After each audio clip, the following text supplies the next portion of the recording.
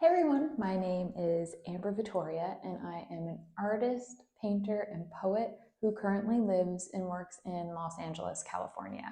Some of you may see my work with brands such as Gucci, the New York Times, Adidas, and so many other places, and it's been truly incredible to be a freelance artist and poet over the last several years.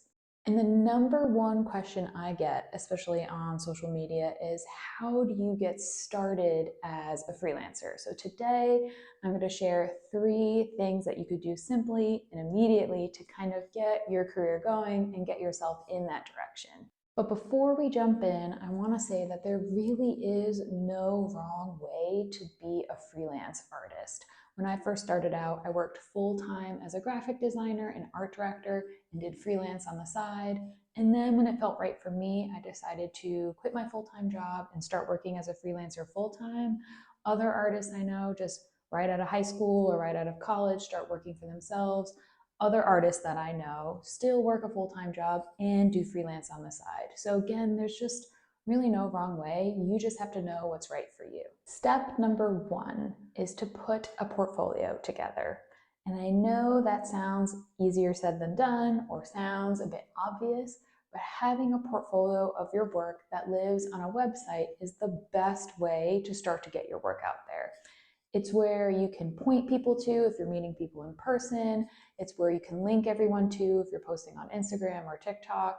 It's a place that hubs everything that you have, everything that you've done in one place. So if someone wants to get a quick elevator pitch of who you are, this is where you send them. Another important thing is people don't always have client work when they're first starting out as freelancers. I know I didn't. So what I would do is make mock-up projects of pieces of art with brands that I would one day aspire to work with and put those on my website as mock-ups. I think it's super important that your website showcases the work that you want to eventually get in your world and in your freelance career. So number 1 is to have that portfolio done. A few great places to use is Wix. I use Wix for my website. I've used it for several years. I worked with them 4 or 5 years ago to put my site together, and it was really lovely.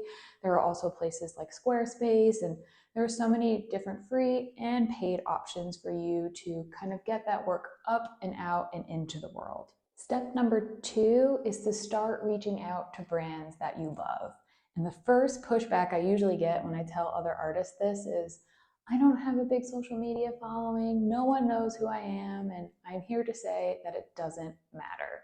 When I first started reaching out to brands, a lot of the outreach I did was pre-social media through Craigslist, which can be a hit or miss, but now that we have the gift of so many different social media platforms, it's a lot easier to find brands, whether they're startups or bigger brands that are more established, that you can reach out to and pitch yourself and pitch your work to them. So I still do this to this day. I've been freelancing full-time for almost 6 years, and majority of my work and majority of my income actually comes from sending out cold emails to art directors, marketing people, PR people at different companies that I truly love.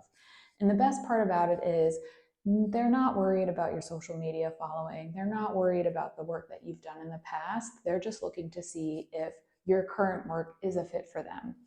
And the only caveat I have with this as you're reaching out to brands is to have patience. I remember I would send hundreds and hundreds of emails a week just hoping to get one in response. And sometimes you don't get any, and that's okay. And I think that if you practice this outreach with patience and with gratitude, you'll start to see that eventually 1, 2, 3, 4, 5, 10, 50 brands will start to get back to you. And you could start to develop that freelance career and start to really replace your mock-up pieces on your portfolio website with pieces that you've actually done with clients, which is really, really exciting. And the third step to getting started as a freelance artist is to tell everyone that you are available for freelance. I remember before I had any sort of social media following on Instagram, I reached out to all of my friends, all of my family, all of my former coworkers that worked at different companies to let them know that I was open for freelance, whether that freelance was graphic design or illustration or painting. I was open to all of it because in my eyes, getting some kind of work and some kind of momentum was better than nothing. And that's something that's really important, is to be shameless in sharing who you are and the work that you make.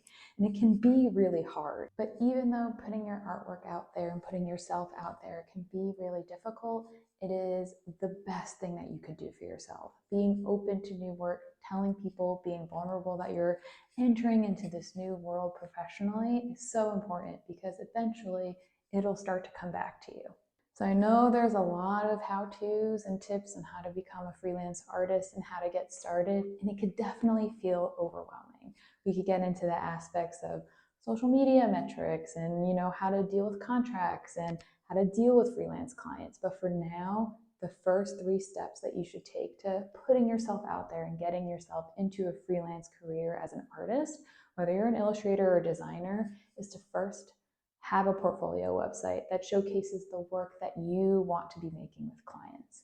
The second is to do outreach to brands that you want to work with. Start coming up with a list, use social media to find those brands, and just send a cold email introducing yourself and your work.